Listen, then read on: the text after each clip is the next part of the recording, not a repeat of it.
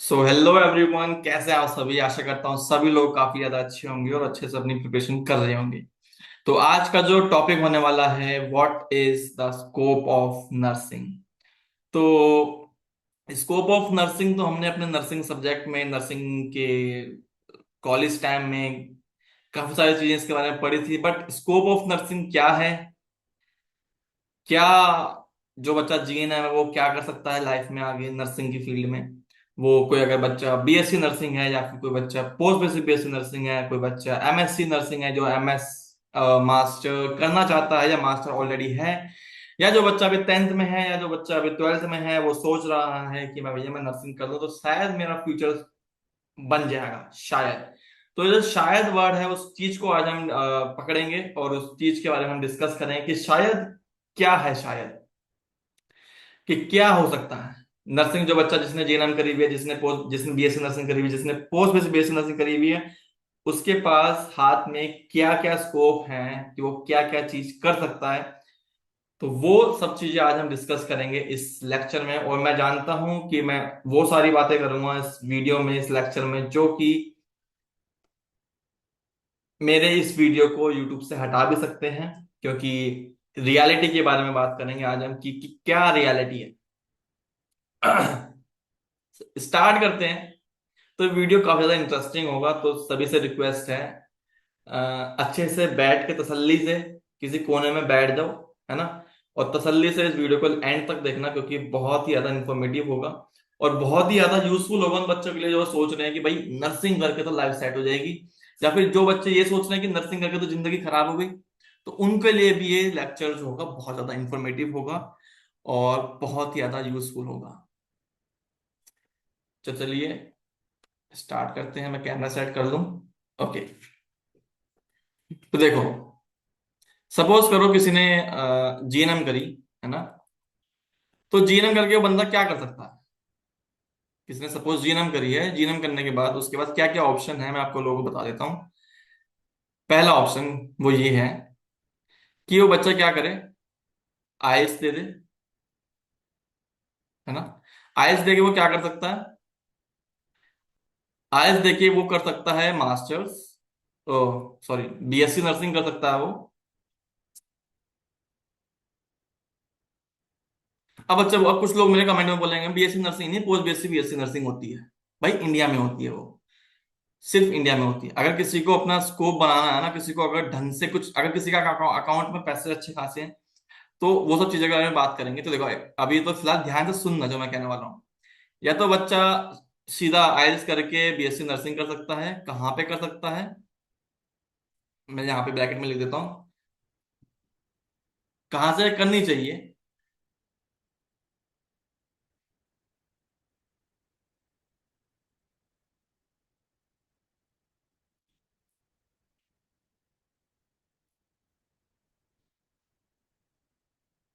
हाँ, तो जैसा कि आप लोगों ने, एक सेकेंड, ये नीचे, हाँ ओके, अब ठीक है।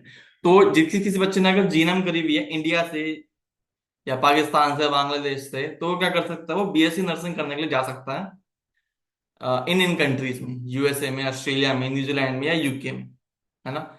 इसका फायदा ये होगा कि अगर वो बच्चा बाहर किसी कंट्री में सेटल होना चाहता है तो उसको ना तो आइल्स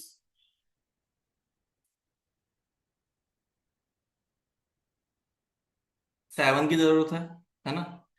ना ही बच्चे को ओईटी में बी ओईटी में बी की जरूरत है। ना ही बच्चे को पीटी में 65 66 प्लस की जरूरत है। पहले 65 था ऑस्ट्रेलिया के लिए, बट अब 66 कर दिया है ना। उन्हें इस सब चीजों की जरूरत नहीं है। प्लस साथ में उसको क्या क्या चीज की जरूरत नहीं है, मैं यहाँ पे लिख देता हूँ।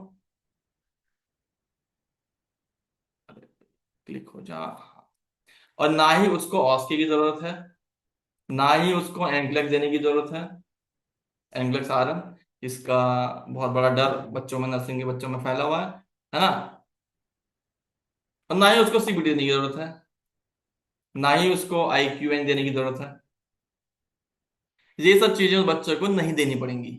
ये सब चीजें जो हैं जो बच्चे को नहीं देनी पड़ेंगी, और वो डायरेक्ट क्या बन जाएगा, डायरेक्ट वो क्या बन जाएगा, RN, इन कंट्रीज में। किन कंट्रीज में? USA में, ऑस्ट्रेलिया में, न्यूजीलैंड में, UK में डायरेक्ट RN बन जाएगा वो। RN। तो ये तो हो गया फायदा। इसका जो है ड्रॉबैक्स क्या क्या है, वो ड्रॉबैक ये है। हाँ, एक चीज और मैं बता दूं कि जो बच्चा यहाँ पे जो आईएलटीएस लाया गया ना, उसका यहाँ पे 6 पे भी काम हो जाएगा, 6.5 पे तो काम बढ़िया ही चलेगा। बट अगर उसके 6 से है, 6.5, 6 से ऊपर है ना, तो 6.5 तो उसका काम यहाँ पे आसानी से हो जाएगा, है ना।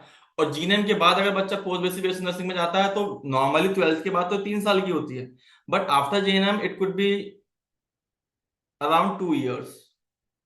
तो ये एक बेनिफिट है ना। ये हो गया। तो मैं सपोज मैं ये चीज अब एज्यूम कर सकता हूँ कि आप लोगों को पता चल गया होगा, एक बेनिफिट ये है। दूसरा ये कि अगर बच्चा इंडिया से करता है जीएनएम, जीएनएम के बाद अगर वो बच्चा इंडिया से करता है तो वो क्या कर सकता है, वो पोस्ट बेसिक नर्सिंग करेगा।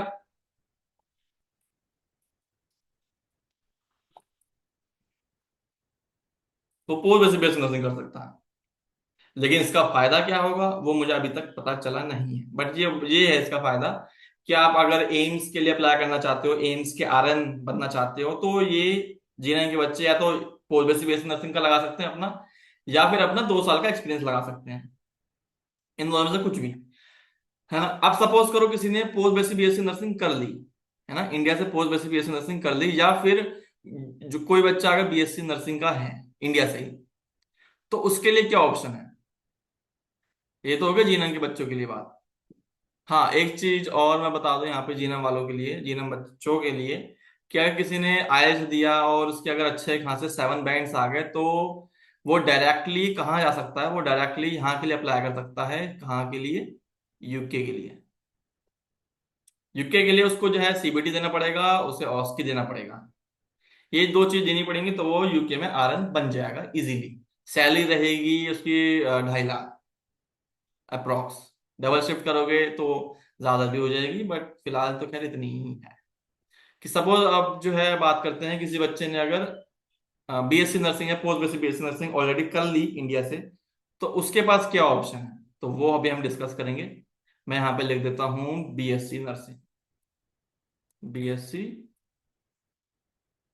नर्सिंग या फिर पोस्ट BSc नर्सिंग। है ना, कोई बच्चा अगर ये है तो इसके लिए क्या क्या ऑप्शन है। तो देखो, अगर ये डायरेक्ट अगर ये जाए यहाँ से, कहाँ के लिए, अगर ये डायरेक्ट इंडियन कंट्रीज के लिए जाए ये बच्चा, तो ये BSc नर्सिंग तो कर नहीं पाएगा। तो उसे ये क्या कर पाएगा, ये करेगा मास्टर्स इन नर्सिंग। इस बच्चे के पास जो ऑप्शन रहेगा अब्रॉड में स्टडी करने का, वो रहेगा मास्टर्स का।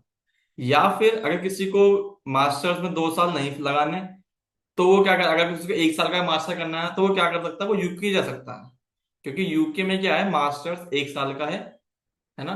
तो ये एक फायदा है। बट UK के अंदर क्या है, ये ड्रॉबैक ये है कि यहाँ पे जो मास्टर्स, जो यहाँ पे जो लिविंग एक्सपेंस है वो काफी ज्यादा है। तो एज अ स्टूडेंट अगर आप लोगों के पास ऑलरेडी फंड्स हैं काफी, तो आप UK को ट्राई कर सकते हो। बट अगर आप मिडिल क्लास फैमिली से और आप ये सोच के भी मैं पार्ट टाइम काम करके अच्छे खासे पैसे में बचा लूंगा और घर भी बेच दूंगा और अपने में लोन भी उतार दूंगा, तो ऐसा बहुत ज्यादा मुश्किल है ना। तो ये बच्चा क्या कर सकता है, ये बच्चा मास्टर्स कर सकता है कहाँ के लिए, न्यूजीलैंड में कर सकता है विद 6.5। ऑस्ट्रेलिया में कर सकता है, बट ऑस्ट्रेलिया में करने के लिए 7 ईच चाहिए। समझ गए। तो किसी का 6.5 है तो वो न्यूजीलैंड से कर सकता है मास्टर्स, जिसमें उसको वो एज अ नर्स काम कर सकता है। बट काम करने के लिए भी उसको at the end of the day उसको आइल्स में 7 लाना ही पड़ेगा, तभी उसका न्यूजीलैंड में RN बनेगा। तो अगर किसी के आइल्स में 7 ही नहीं आ रहे, तो वो मास्टर्स इन नर्सिंग ऑस्ट्रेलिया में ना तो वो कर पाएगा और ना ही उसका RN बनेगा। तो वो क्या कर सकता है, किसी को अगर पढ़ना ही है तो मास्टर्स इन पब्लिक हेल्थ या फिर masters in community development, masters of community international community development, masters in community service, ऐसे कोर्स कर सकता है। क्योंकि अगर मैं ऑस्ट्रेलिया की बात करूं तो ऑस्ट्रेलिया में 2 साल का रहेगा। और अगर आप रीजनल एरिया में करते हो तो आपको जो है 4 साल का वर्क परमिट मिलेगा। और आप लोग अगर मेलबोर्न सिडनी में करोगे तो आपको 3 साल का वर्क परमिट मिलेगा। ऐसे रहता है। तो उस केस में भी अगर आप लोग चाहो तो वो भी काफी अच्छा है, वहाँ वो भी पीआर का रूट है। पीआर पर्सनल रेसिडेंसी का रूट है। तो ये हो गया। अब सपोज करो किसी बच्चे ने पोस्ट बेसिक, ये तो हो गया बाहर के लिए, अब्रॉड कंट्रीज के लिए किसी उस बच्चे को सेटल होना है तो। और हाँ, इसकी मैं फीस बता दूं मास्टर्स की, आप कोई सा भी कोर्स उठा लो, कोई सा भी ऑस्ट्रेलिया का, उसकी तो फीस जो वेरी करेगी ना, वो 99% ऑफ द केसेस में उसकी फीस जो वेरी करेगी, वो 30,000, वो 30,000 से लेके 35,000 के बीच में रहेगी। और अगर मैं बात करूं मास्टर्स इन नर्सिंग की, तो उसकी फीस रहेगी 35 से लेके 45 के बीच में।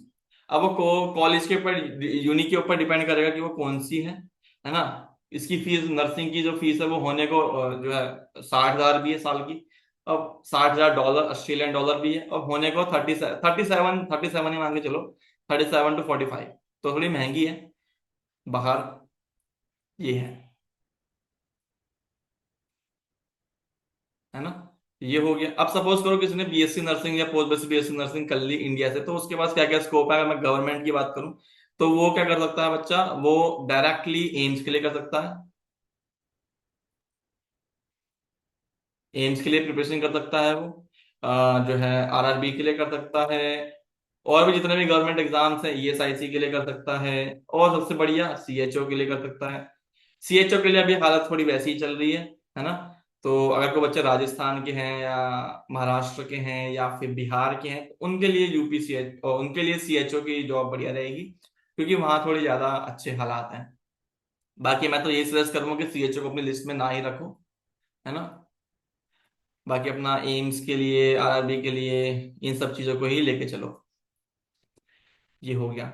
अब बात करते हैं, बस यही है स्कोप। और कंट्रीज की मैं अगर बात करूं, किसी बच्चे को कंट्रीज के लिए जाना है, क्योंकि कंट्रीज के लिए क्या क्या चीजें रिक्वायरमेंट है। सपोज करो यहां से किसी बच्चे ने कर लिया, किसी बच्चे को जाना है अब्रॉड, तो उसके पास क्या क्या ऑप्शन है, वो किन किन कंट्रीज में जा सकता है ना।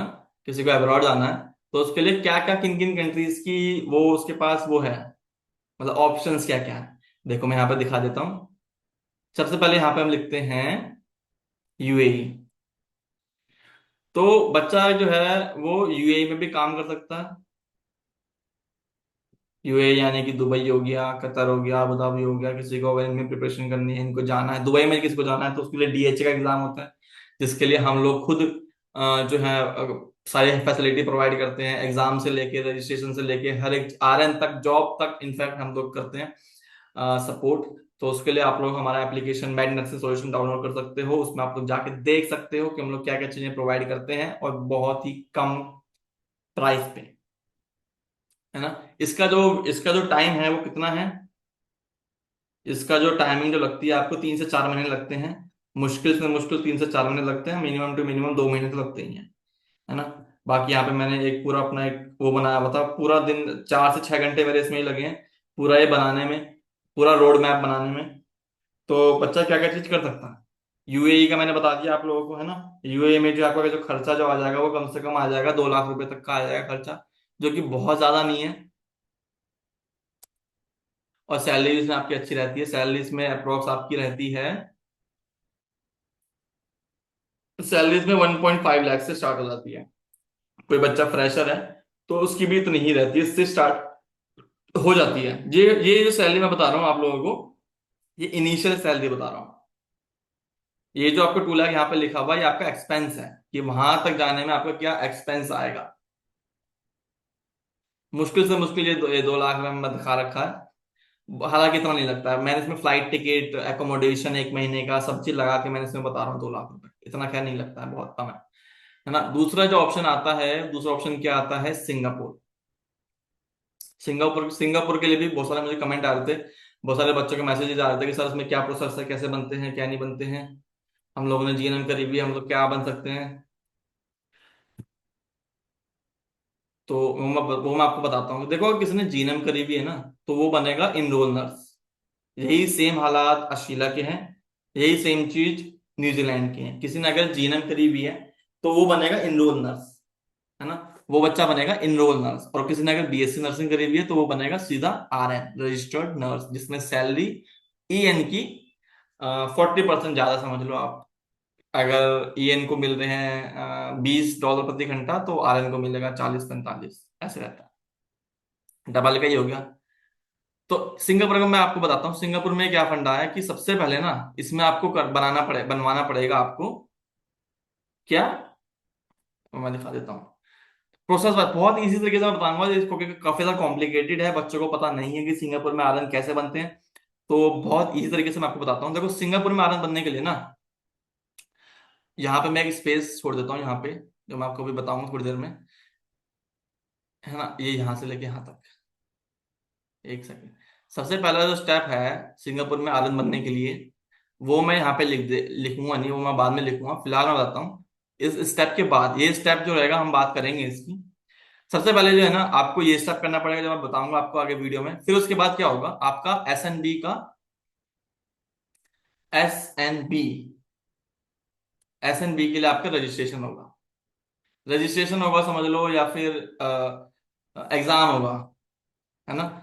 ये सिंगापुर नर्सिंग बोर्ड का एग्जाम होता है। इसमें जो है आप लोगों के 120 क्वेश्चन अप्रोक्सीमेटली आते हैं, जिसमें कोई पासिंग, इसमें बस ये आता है कि आप पास हो कि फेल हो। अगर आप लोग पास होते हो तो आपका सिंगापुर का आरएन बन जाएगा, फेल होते हो तो गाड़ी आपके हाथ से निकल जाएगी। खैर, इसका जो एग्जाम की जो फीस होती है वो ज्यादा नहीं होती है, 7-8 हज़ार रुपये होती है, जो कि बहुत कम है ना। और देन उसके बाद क्या होता है, आप लोग यहाँ से as a RN, as a EN काम कर सकते हो। ईएन, ईएन मैं लिख देता हूँ उधर, या फिर एज अ आरएन वर्क कर सकते हो, जिसकी इसमें आपकी सैलरी क्या रहेगी। सैलरी आपकी रहती है इसमें 1.5 लाख से लेके 2.25 लाख तक, ये आपकी सैलरी रहेगी। लिविंग एक्सपेंस इसमें ज्यादा नहीं होता है, और इंडिया से कम 20,000-25,000 रुपये में आना जाना भी हो जाएगा। फ्लाइट टिकट भी बहुत सस्ती है इंडिया से, और 3-4 घंटे का सफर है बस फ्लाइट से, ज्यादा भी नहीं है, और पास में भी है, लिविंग एक्सपेंस भी कम है ना। लेकिन सबसे ज्यादा इसमें जो प्रॉब्लम की बात है वो ये है कि इसमें ना आपको क्या चाहिए, ये ये चाहिए आपको। अब ये कहाँ से मिलेगी, ये आपको मिलेगी एक वहां के ऑर्गेनाइजेशन से, वहां के हॉस्पिटल से, वहां के क्लिनिक से। जब आप लोग उनकी साइट पे जाके अप्लाई करोगे, then they are the only person who can apply for your SNB exam. ये एसएनबी एग्जाम के लिए सिर्फ वही लोग ही आपके लिए अप्लाई कर सकते हैं, आप खुद से अप्लाई नहीं कर सकते। तो ये एक इसमें कैच है सबसे बड़ा, ये सबसे बड़ा कैच है इसके अंदर, कि स्पॉन्सरशिप आपको अगर वहां के अस्पताल देता है कि हाँ भाई ठीक है, हम आपका प्रोसेस स्टार्ट करते हैं, then only you can apply for your SNB exam. और एसएनबी एग्जाम जो है इंडिया में भी होता है, बाहर भी होता है। बहुत लोग आपको ये बोल देंगे कि नहीं भाई नहीं, ये तो बाहर ही होता है, सिंगापुर में ही होता है, बट इंडिया में भी इसके टेस्ट सेंटर्स हैं। इंडिया और दिल्ली में भी है, दिल्ली में बाराखंबा रोड के आसपास है, बाराखंबा रोड में ही है, पता नहीं किस साइड है लेकिन है ना। तो दूसरी कंट्री, तीसरी कंट्री क्या आती है, तीसरी कंट्री आती है आपकी ये,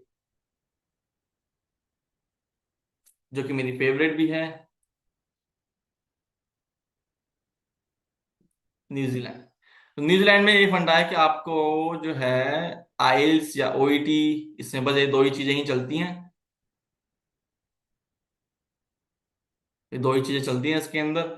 और आपको जो है इसका आपको आरएन मिल जाएगा, अगर आपके पास कुछ चीजें हैं। वो कुछ चीजें क्या हैं, आइल्स में 7, राइटिंग में 6.5 चल जाता है ना। ओईटी, ओईटी में आपका बी ग्रेड होना चाहिए, राइटिंग में 6, राइटिंग में C+ चल जाता है ना।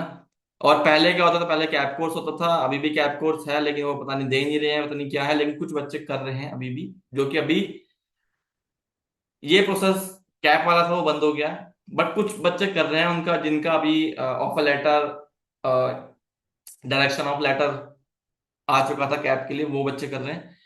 बट अभी फिलहाल, हाल फिलहाल में ये प्रोसेस है कि इसका आईएलटीएस ओईटी सबमिट करना होता है, आपको अपना असेसमेंट कराना होता है, then after they will guide you, they will direct you for IQN, which is another name of CBT, आप सीबीटी कह सकते हो उसको, है ना। सीबीटी हो गया ये। तीसरा आता है हमारा ऑस्की, और तब आप बन जाओगे वहां पे आरएन। लेकिन आरएन तो आप बन जाओगे, लेकिन नौकरी का क्या? नौकरी का थोड़ा इसमें थोड़ा वांदे पड़े हुए हैं यहाँ पे न्यूजीलैंड में जॉब्स के लिए। तो इसका एक सबसे बड़ा फायदा ये है कि जैसे ही आपका यहाँ पे आरएन आता है ना न्यूजीलैंड का, तो ये समझ लो आपका आरएन आ गया है ऑस्ट्रेलिया का। ये ऑस्ट्रेलिया का आपके पास आरएन आ गया है, क्योंकि न्यूजीलैंड का अगर आरएन आता है आपके पास तो विद इन अ वीक आपका ऑस्ट्रेलिया का भी आरएन आपको मिल जाएगा। देन आप लोग क्या कर सकते हो, यहां से आप ऑस्ट्रेलिया के लिए जॉब अप्लाई कर सकते हो, विजिटर वीजा काट के आप लोग जा सकते हो ऑस्ट्रेलिया में, वहां पे आपको न्यू जॉब मिल जाएगी। लेकिन न्यू जॉब मिलने के लिए आपको विजिटर वीजा मिलना चाहिए, लेकिन विजिटर वीजा मिलने के भी वांदे हैं। ठीक है, अगर आपका जो है प्रोफाइल अच्छी नहीं होगी, स्ट्रांग नहीं होगी, स्ट्रांग का मेरा मतलब है काफी स्ट्रांग नहीं होगी, तो आपका विजिटर वीजा कैंसिल हो जाएगा। आज के टाइम पे ऐसा सीन चल रहा है कि विजिटर वीजा भी ऑस्ट्रेलिया नहीं दे रहा है, बहुत ज्यादा उसमें स्ट्रांग प्रोफाइल चाहिए तब मिलेगा, है ना। पहले तो इजीली मिल जाता था, बट अब जैसे जैसे अपडेट्स आ रही है वैसे वैसे मैं आपको बता रहा हूँ कि मेरे काफी सारे स्टूडेंट्स का, मेरे काफी सारे फ्रेंड्स का विजिटर वीजा तक कैंसिल हो गया है। तो इसलिए मुझे पता है। अब कुछ लोग बोलेंगे नहीं नहीं आसानी से मिल जाता है। आसानी से मिल जाता है तो आप लोग डाल के देख लेना, नहीं मिलेगा। बहुत ज्यादा आपकी स्ट्रांग प्रोफाइल होगी तो ही मिलेगा। ठीक है, सपोज आपको यहाँ पर ऑस्ट्रेलिया का आरएन मिल गया, then you can apply for sponsorship as a, you can get sponsorship as RN in Australia. अगर आपको स्पॉन्सरशिप भी अगर नहीं मिलती है सपोज, तो what you can do, you can apply for PR directly. अगर आपके पास अगर 1-2 साल का पीआर, यहाँ पे आर हो गया, तो डायरेक्टली आप लोग पीआर के लिए अप्लाई कर सकते हो, है ना। आपके पास अगर 1 साल का भी एक्सपीरियंस है तो भी आप लोग अप्लाई कर सकते हो। 1 साल का एक्सपीरियंस होना मैंडेटरी है। तो आप लोग क्या करोगे, आपके पास बीएससी नर्सिंग है या पोस्ट बेसिक बीएससी नर्सिंग है, तो आप लोग क्या करोगे, अपना आप वो कराओगे, आफरा से अपना असेसमेंट कराओगे। Then they will guide you for OSCE and NCLEX, NCLEX and OSCE sorry. तो पहले आपका जो है एनक्लेक्स के लिए बोलेंगे, आपको एनक्लेक्स क्लियर करना। एनक्लेक्स, एनक्लेक्स क्या होना, आपका यहाँ पे पीआर अगर आरएन बन नहीं गया यहाँ पे डायरेक्ट।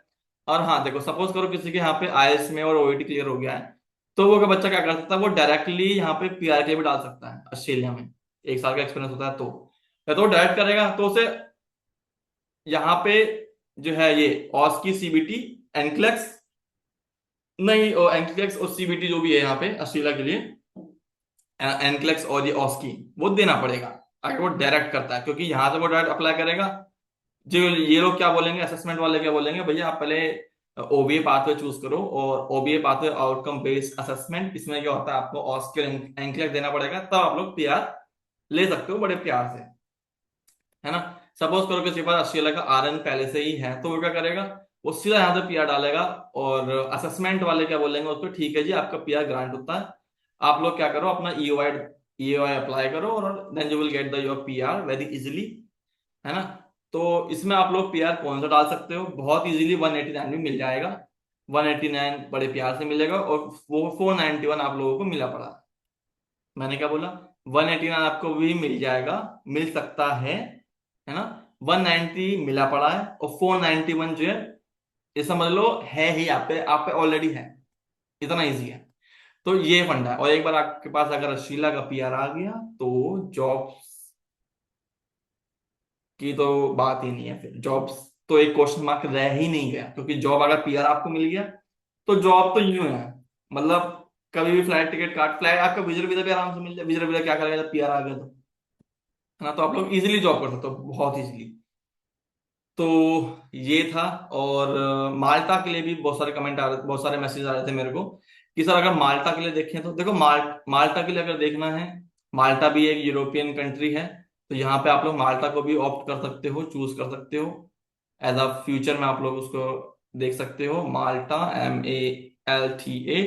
तो माल्टा में देखो ऐसा सीन है कि माल्टा में अगर आपको आरएन बनना है ना, तो आपको वहां का ब्रिजिंग प्रोग्राम करना पड़ेगा, जो कि पहले 6 महीने का, 4 महीने का होता था, बट अब वो 8 महीने का हो गया है।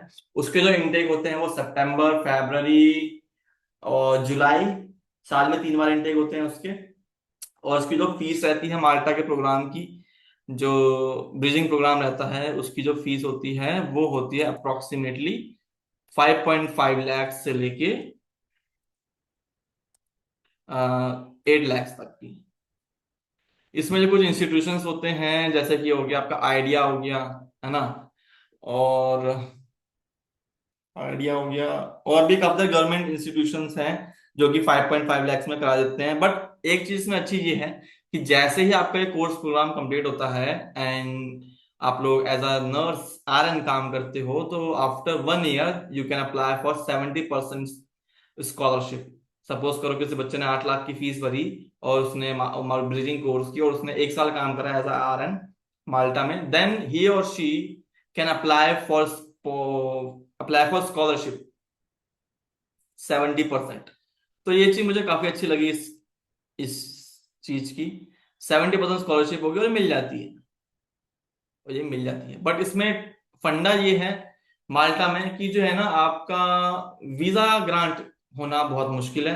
अगर सपोज करो अगर 100 बच्चे अप्लाई कर रहे हैं ना माल्टा के इसके ब्रिजिंग प्रोग्राम के लिए, नर्स बनने के लिए, तो 40 लोगों के ही वीजा ग्रांट होंगे। तो ये इसमें एक ड्रॉबैक है कि आपको मिल भी सकता है, आपको नहीं मिल सकता। आपकी बस प्रोफाइल अच्छी होनी चाहिए, स्ट्रांग होनी चाहिए। तो ये इसमें एक फंडा है ना। और इसमें एक बेस्ट चीज ये है कि सपोज करो किसी को यूके जाना है, यूके का भी मैं लेके चलता हूँ यहाँ से, यूके का भी मैं रोड मैप लगा देता हूँ। सपोज करो यहाँ से किसी को यूके जाना है, अब उसके आईएल्स में ओईटी में जो है बैंड्स नहीं आ रहे हैं, है ना, उसके बैंड्स नहीं आ रहे, उसको 7 बैंड्स नहीं आ रहे। और हाँ एक चीज और, माल्टा के लिए अगर आप लोग अप्लाई करना चाहते हो ना, तो भी आपको आईएल्स की रिक्वायरमेंट रहेगी। और वो आईएल्स जो रहेगा ना आपका 6 ओवरऑल होना चाहिए और 5.5 मिनिमम होना चाहिए, कि 5.5 के किसी भी मॉड्यूल में चल जाएंगे। और 6 ओवरऑल होना मैंडेटरी है, लेकिन ये है ना। और इसके बाद you can apply for Malta bridging nursing program. And अगर आप लोग 1 साल काम करते हो माल्टा में as RN, you can apply for your scholarship and also you can apply for UK RN। ये बहुत सारे बच्चों को नहीं पता होगा। अगर कोई बच्चा 1 साल यहाँ पे माल्टा में काम करता है, तो ये ही और she can apply for UK RN। He और she will be exempted from IELTS और ओईटी, है ना। वो बच्चे को क्या करना पड़ेगा, ISOET एग्जाम्प्ट हो जाएगा, मतलब उसे ISOET की रिक्वायरमेंट नहीं रहेगी। लेकिन उसको CBT तो देना पड़ेगा। CBT बहुत इजी है, यूके का आराम से हो जाता है। और ऑस्की देना पड़ेगा। और अभी अभी की डेट में क्या हो रहा है कि जो है यूके में जॉब्स की काफी कमी है, वो लोग जॉब्स इजीली नहीं दे रहे हैं, स्पेशली NHS में। तो जो बच्चे माल्टा से करके आए हैं, माल्टा का एक्सपीरियंस है, तो वो लोग उनको यूके वाले प्रेफरेंस देते हैं, बजाय इंडिया वालों को देंगे। एज अ नर्स की मैं बात कर रहा हूँ। सपोज करो किसी ने इंडिया से 1 साल का एक्सपीरियंस लिया है नर्स का, और किसी ने माल्टा से जाकर एक्सपीरियंस लिया है, ब्रिजिंग प्रोग्राम करा हुआ है, तो वो ज्यादा बेनिफिशियल रहेगा, है ना। तो ये चीज है। तो मैंने आपको कितनी कंट्रीज बता दी, UAE हो गया, सिंगापुर हो गया, न्यूजीलैंड हो गया, माल्टा हो गया और यूके हो गया। अब एक चीज और आती है यहाँ पे कि किसी को अगर मलेशिया जाना है तो मलेशिया भी जा सकता है। मलेशिया,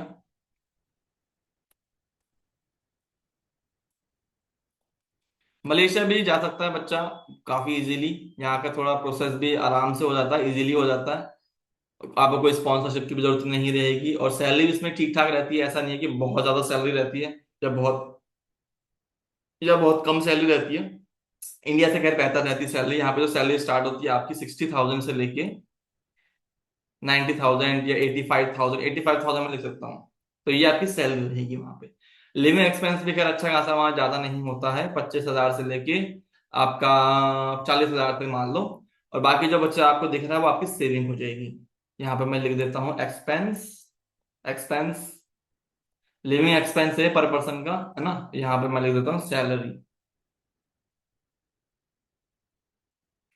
तो ये हो गया,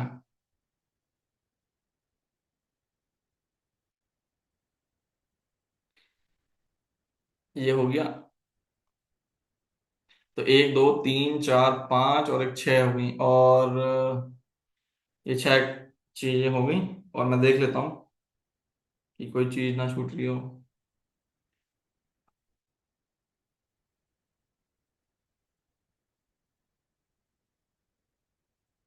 और हाँ एक चीज और मैं बता दूं कि सपोज करो किसी बच्चे के पास इन सब चीजों के लिए एक्सपेंस नहीं है, तो बच्चा क्या कर सकता है। सपोज यहाँ पे मैं लिख दूं BSc नर्सिंग है, या फिर पोस्ट बेसिक BSc नर्सिंग है ना। यहाँ पे मैं पोस्ट भी लिख देता हूँ, पोस्ट ये है ना। तो बच्चा अपनी किस्मत आजमाने के लिए क्या कर सकता है वो डायरेक्टली यहां से अप्लाई कर सकता है sponsorship, as a aged care, as a community worker, as a social worker.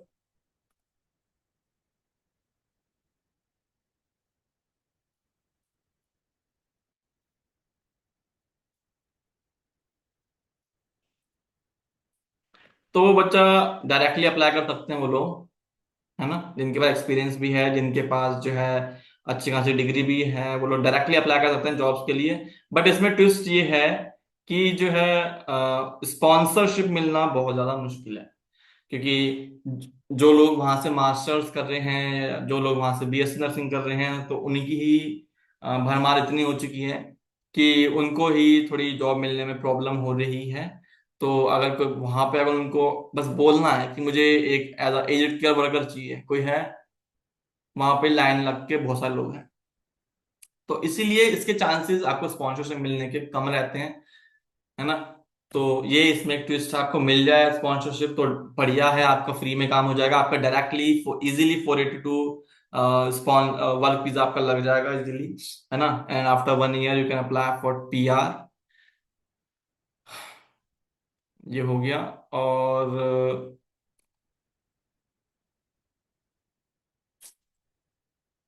Okay, यहाँ पे आपको दिख रहा होगा यहाँ पे। हाँ। और हाँ, बस यही है। और न्यूजीलैंड की मैं अगर बात करूंगा कि उसको न्यूजीलैंड जाना है, तो वो सब मैंने बता दिया। हाँ, इसका मैं आपको एक्सपेंस बता दूं कितना खर्चा आपका लगेगा मलेशिया जाने में और एज आरएन काम करने में। आपका अप्रोक्सीमेटली 1 लाख लग जाएगा। यूएई में आपका 2 लाख तक लग जाएगा। सिंगापुर में आपका स्पॉन्सर से मिलने में थोड़ा रहता है, इशू रहता है, बट अगर वो मिल जाता है तो 1 लाख रुपए में आप 1 लाख रुपए में भी आपका काम हो जाएगा इजीली। न्यूजीलैंड में अगर आप लोग जाते हो, वहां पे आइल्स देते हो, सीबीटी देते हो, ऑस्की देते हो, है ना, और सारे एग्जाम आप बस अटेम्प्ट में ही निकाल लेते हो, तो आपका जो खर्चा रहेगा वो अप्रोक्सीमेटली 4 लाख 5 लाख 4 लाख 5 लाख तक जाता है। इतना खर्चा, क्योंकि इसकी टिकट बड़ी महंगी है न्यूजीलैंड। डायरेक्ट अगर आप लोग देखो दिल्ली से, तो टिकट काफी महंगी है इसकी, फ्लाइट्स काफी महंगी है। वैसे ही सिमिलरली यूके की भी ऐसी है, इसकी फ्लाइट्स काफी महंगी है। और अभी क्या हो रहा है, कुछ बच्चों को क्या हो रहा है, किसने सीबीटी दे दिया, ऑस्की दे दिया, आईएलटीएस ओईटी भी दे दिया, यूके का आरएन भी मिल गया, वो बच्चे बहुत कम है। क्यों? क्योंकि बहुत सारे बच्चे वेट कर रहे हैं कि कब एनएचएस हमें बुलाएगा, हम लोग कब जाएंगे, कब हमारा आरएन बनेगा। तो एनएचएस तो अभी करने, तो बच्चे क्या करें, वो बच्चे क्या करें? वो बच्चे ये कर सकते हैं कि वो बच्चे डायरेक्ट सीबीटी दे दें अपना, है ना, और फ्लाइट की टिकट काटें अपनी, और सीधा ऑस्की देने चले जाएं। जब ऑस्की देने चले जाएंगे, जब उनका ऑस्की बन जाएगा, उनके पास आरएन रजिस्ट्रेशन पिन नंबर वहां का आ जाएगा, देन ही और she can apply directly for private hospitals. आप लोग एनएचएस के चक्कर में मत बैठे रहो, आप लोग डायरेक्ट प्राइवेट हॉस्पिटल्स में अभी वैकेंसीज काफी सारी हैं, हम लोग भी पोस्ट करते हैं अपने व्हाट्सएप ग्रुप्स में, तो आप लोग देख सकते हैं, है ना। तो ये स्टडी ज्यादा बेहतर है, क्योंकि इसमें ज्यादा खर्चा भी नहीं होगा आपका, 3 लाख तक अप्रोक्सीमेटली मान के चलो। अगर आप लोग सारे एग्जाम फर्स्ट फर्स्ट अटेम्प्ट में निकाल लेते हो, तो 2 से 3 लाख रुपए, 2.5 लाख 3 लाख रुपए तो है ही खर्चा इसमें।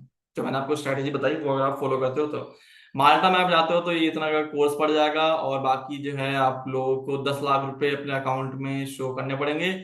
तो टोटल जो आपका अप्रोक्सीमेटली जो है वो 10 से 15 लाख रुपए तक का माल्टा के ब्रिजिंग प्रोग्राम का लगेगा। वो भी तब लगेगा जब आपका वीजा ग्रांट हो जाएगा, और अगर वीजा ग्रांट नहीं हुआ तो क्या होगा? तो वीजा ग्रांट करने तक की जो फीस रहती है वो 60,000 से लेके 80,000 तक के बीच की रहती है। अगर आपका वीजा ग्रांट हो गया फिर तो बहुत बढ़िया है ना। बट आपका अगर वीजा ग्रांट नहीं हुआ, उन्होंने कैंसिल कर दिया, तो आपके 60,000 80,000 रुपये गए पानी में। तो ऐसा होगा, तो इस चीज का भी आप लोगों को देखना पड़ेगा।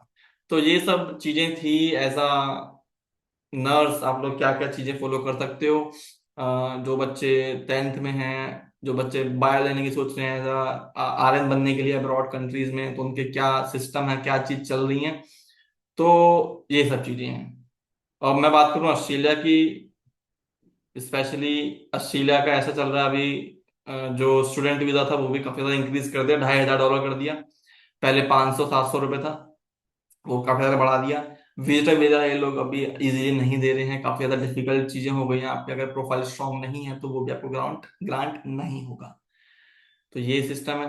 और अगर आप लोग मास्टर्स करने जाते हो तो मास्टर्स आप किसी भी फील्ड में चले जाओ, अगर आपके 7 बैंड्स नहीं है, आपके 6.56 बैंड्स हैं, और आप लोग पब्लिक हेल्थ में जा रहे हो, कम्युनिटी में जा रहे हो, जा रहे हो किसी भी फील्ड में जा रहे हो, चाहे इंजीनियरिंग के हो या फिर आईटी के हो, किसी भी प्रोफाइल के हो वो जा रहे हैं, तो उनको उनकी फील्ड में जॉब नहीं मिल रही है। बट ये है कि उनको 3 साल का 4 साल का वर्क परमिट मिल रहा है, तो वो लोग उसमें पैसे कमा के अपना पीआर के चांसेस उनके बन जाते हैं। तो ये भी एक ऑप्शन है। बट अगर आप ये सोचो कि भाई मेरे पास मास्टर्स में पब्लिक हेल्थ करने जा रहा हूँ, तो मुझे पब्लिक हेल्थ रिलेटेड अगर जॉब मिली तो मैं करूंगा, नहीं मिली तो मैं नहीं करूंगा, तो मैं तो भाई क्या करेगा, तो वापस आएगा।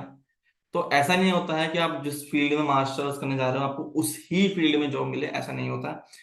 शर्त है अगर आपका course M L T S L करके कोर्सेज होते हैं जो ग्रीन लिस्ट में होते हैं, अगर आप वो करते हो देन आपके लिए बेनिफिट है। सपोज मैं बात करूं नर्सिंग की, masters in nursing which is pre registration, तो उसके लिए आपको 7 बैंड चाहिए, 7 ईच। राइटिंग 6.5 चल जाता है। तो मास्टर्स इन नर्सिंग करते हो तो वो ज्यादा बेनिफिशियल रहेगा, बट टफ भी उतनी ही रहेगी जितनी इसके बेनिफिट है। इसको करने मास्टर्स करने के बाद आपको एनक्लेक्स देने की जरूरत नहीं पड़ेगी, आपको ऑस्की देने की जरूरत नहीं पड़ेगी, है ना। आप लोगों को डायरेक्ट आरएन मिल जाएगा और you can work as a RN. तो ये सब चीजें थी जो मुझे बतानी थी आप लोगों को, जो मैं समझ रहा था, मुझे ऐसा लग रहा था कि ये चीजें बहुत ज्यादा इंपॉर्टेंट थी उन बच्चों के लिए जो लोग नर्सिंग में सोच रहे हैं या फिर नर्सिंग कर चुके हैं, जीएनएम के बच्चे हैं, या फिर जो बीएससी नर्सिंग कर रहे हैं, जो कर चुके हैं, जो B S post basic BSc nursing के स्टूडेंट्स हैं वो कर रहे हैं या कर चुके हैं, तो उनके लिए अगर कोई बच्चा अगर जो बीएससी नर्सिंग का है, पोस्ट बेसिक बीएससी नर्सिंग का है, तो अगर वो मास्टर्स करने का सोच रहा है तो मेरे हिसाब से वो बच्चा मास्टर्स करने चला जाए बाहर अब्रॉड, तो ज्यादा बेनिफिट है बजाय इंडिया के। क्योंकि इंडिया से करोगे मास्टर्स ठीक है, लेकिन उसका बेनिफिट क्या है? बेनिफिट क्या है? आपको कहाँ का वर्क राइट मिलेगा? कहीं का भी नहीं मिलेगा। इंडिया में हो, इंडिया में पड़े रहो। हालांकि यार मैं ये नहीं कह रहा कि इंडिया में ऐसा रहना काम करना बेकार है, बहुत अच्छा है। आपकी फैमिली से अपने आपके फैमिली के साथ रहोगे, जो कि प्राइसलेस है। ये सब चीजें हैं जो आज के इस लेक्चर में हमने डिस्कस करी। आई होप आप लोगों को ये वीडियो काफी पसंद आई होगी, लेक्चर काफी ज्यादा पसंद आया होगा। और इसमें बहुत सारी इंपॉर्टेंट चीजें मैंने डिस्कस करी हैं, बहुत ज्यादा जो होता है ना नींबू को निचोड़ने के बाद जो रस बनता है, वो रस मैंने आपको इस वीडियो में देने की कोशिश करी है। और किसी और बच्चे किसी को भी कोई डाउट होगा वो पूछ सकता है कमेंट बॉक्स में, है ना। किसी का और कुछ सजेशन हो कि भैया बीएससी नर्सिंग के बाद मैं ये कर सकता हूँ, मैं वो कर सकता हूँ, क्या वो ऑप्शन ठीक है कि नहीं, तो वो सब चीजें भी बता सकते हो। बट 99% ऑफ द केसेस में आज के टाइम में नर्सिंग का यही चल रहा है। और 99% इंडिया में क्या चल रहा है मैं बता देता हूँ। इंडिया में क्या चल रहा है, प्राइवेट हॉस्पिटल्स में जॉब कर रहे हैं बड़े बड़े। अगर आप लोग बड़े बड़े हॉस्पिटल्स में जॉब करते हो तो वो भी बेनिफिशियल है, तो उसमें सैलरीज जो है अब 40,000 मिलती हैं, तो वो भी ठीक है। आप लोग अपने फैमिली के साथ रहोगे, फैमिली के पास रहोगे, तो इससे बढ़िया कुछ हो नहीं सकता। खैर आज की वीडियो में बस इतना ही। वीडियो पसंद आई होगी तो वीडियो को प्लीज लाइक कर देना, चैनल को सब्सक्राइब कर देना, क्योंकि बहुत ज्यादा इंफॉर्मेटिव कंटेंट हम लोग इसमें देते हैं, है ना। और आप लोग हमारा यूट्यूब चैनल जो है ये मेड नर्सिंग सॉल्यूशन, ये वाला जो है यहाँ पे मैं जो लिखा हुआ है, इसे आप लोग क्या कर सकते हो, आप लोग क्या कर सकते हो, इसको सब्सक्राइब कर सकते हो, है ना। और हमारा यूट्यूब चैनल है, यूट्यूब चैनल कह रहा हूँ, हमारा एप्लीकेशन है मेड नर्सिंग सॉल्यूशन। उसमें आप जाके आप हमारे कंटेंट में जा आप हमारे कोर्सेज में जाके देख सकते हो कि हमने क्या क्या चीजें हम लोग प्रोवाइड करते हैं। अगर किसी को ओईटी की प्रिपरेशन करनी है तो वो ओईटी के लिए प्रिपरेशन कर सकता है। 8,000 रुपीज फीस है, अभी फीस है, बट अभी से क्योंकि अभी हमने ऑफर खोला हुआ है तो इसलिए काफी कम है। Otherwise it is around 17,700। वैसे आइल्स के लिए करना चाहता है, आइल्स कोई बच्चा आइल्स के लिए प्रिपरेशन करना चाहता है तो आइल्स के लिए भी कर सकता है, डीएचए के लिए भी कर सकता है, जर्मनी लैंग्वेज किसी को सीखनी हो तो वो यहाँ से भी कर सकते हमारे से भी सीख सकता है। प्राइवेट कॉलेज किसी के, अगर प्राइवेट हॉस्पिटल्स के अगर किसी के इंटरव्यू क्रैक नहीं हो रहे हैं तो वो भी इसमें कर सकता है, इनरोल कर सकता है। इसके एनरोल करने के बाद ऐसा कोई भी हॉस्पिटल नहीं रहेगा इंडिया में जो कि आपसे इंटरव्यू क्रैक ना हो, जिससे आपका एमसीक्यू क्वेश्चन वाला जो एग्जाम होता है वो क्रैक ना हो। दूसरा, किसी को रीडिंग करनी हो, बहुत बेसिक ये सब चीजें हैं, बहुत सारी चीजें हैं, आप लोग देख सकते हो खुद से, और खुद से आप लोग देख समझ सकते हो। खैर, आज की वीडियो में बस इतना ही। वीडियो पसंद है तो वीडियो को प्लीज लाइक करना, चैनल को सब्सक्राइब कर लेना, और अपने फ्रेंड्स जो कि नर्सिंग के होंगे उनको जरूर शेयर कर देना, क्योंकि ये वीडियो बेनिफिशियल है बहुत बहुत ज्यादा। और अगर किसी को लग रहा हो, किसी को कुछ सजेशन हो, तो वो कमेंट बॉक्स में कमेंट करके बता सकता है। ठीक है। मैं मिलता हूँ आपसे अपने नेक्स्ट लेक्चर में, नेक्स्ट वीडियो में। Till then take care, enjoy and study hard.